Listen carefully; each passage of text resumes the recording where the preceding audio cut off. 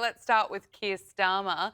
Prime Minister Keir Starmer, his net favourability rating is his lowest to date and his joint lowest recorded by YouGov of any Prime Minister other than Liz Truss. So just 1 in 6 Britons have a favourable opinion of Keir Starmer. I wonder who they are, and there's certainly no signs of that turning around anytime soon. But Esther, this comes amid further reports of his disastrous handling of immigration. GB News is reporting that more than 65,000 asylum seekers have arrived in Britain from France during Keir Starmer's first 19 months in power. So this has surpassed Boris Johnson's 65,000 figure in almost half the amount of time. So Esther, no wonder his popularity is not improving, and there certainly must be a lot of anger about this over in the UK.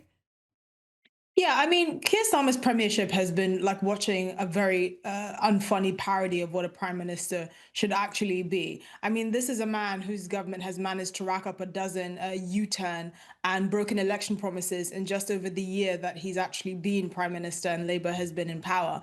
But on the small boats and immigration front, I think that's probably where he loses the most credibility, insofar as he had any credibility to begin with, because he explicitly campaigned on the adults being back in the room. He cancelled the Rwanda policy on day one, which was actually in many ways based on what the Australian policy was. And to even speak to the heart of that, the Conservative government hired Australian consultants to consult Britain to deal with this particular issue. He cancelled it on day one, squandered all the money that had been spent already and invested in it, and said he will get a handle on this. And the fact that clearly his slogan of smashing the boats probably meant something else than actually stopping them has shown that the government has lost complete and total control over this chaos. And this week in particular has made it even more ridiculous, because while he's talking about the self-determination of Greenlanders and, you know, European countries have sent a combined total force of, wait for it, 37 soldiers to defend Greenland from Donald Trump. You know, he's talking about the self-determination of these people, and he can't even defend the British coast from a bunch of dinghies crossing the channel. I mean, it's beyond ridiculous. Yeah, it's such a joke. It's interesting, though, looking at the polls, that it seems that Nigel Farage has slipped, recording his lowest net favourability rating since April last year. I want to get your thoughts on why that might be, with several MPs moving from the Conservative Party to Reform.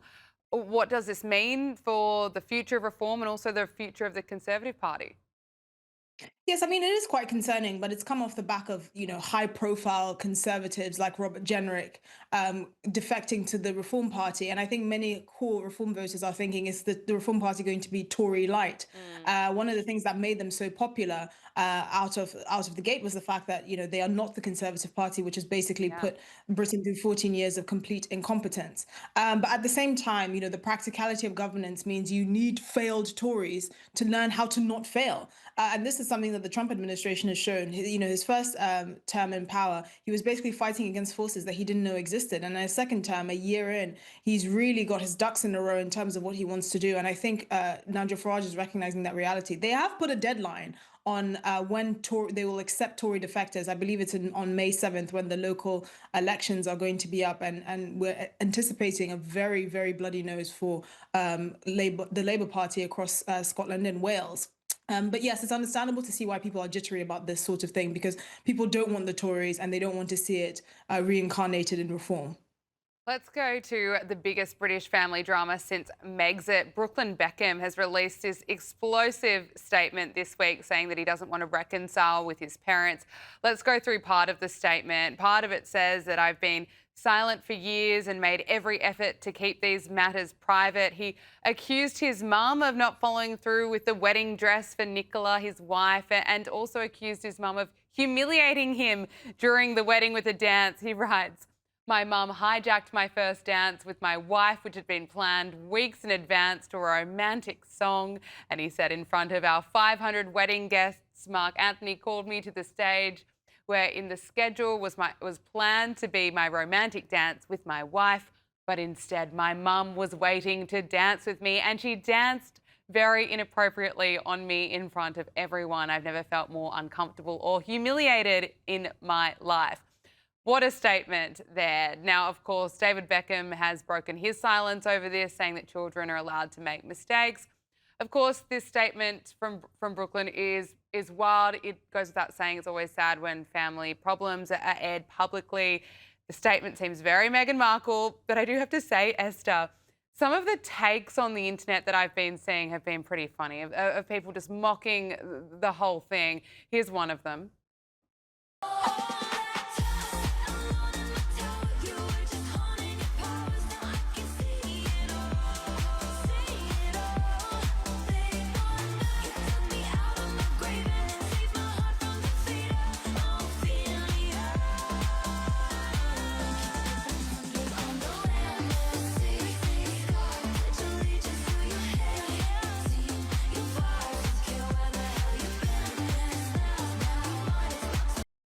Esther, can we blame Victoria? She just wants to dance.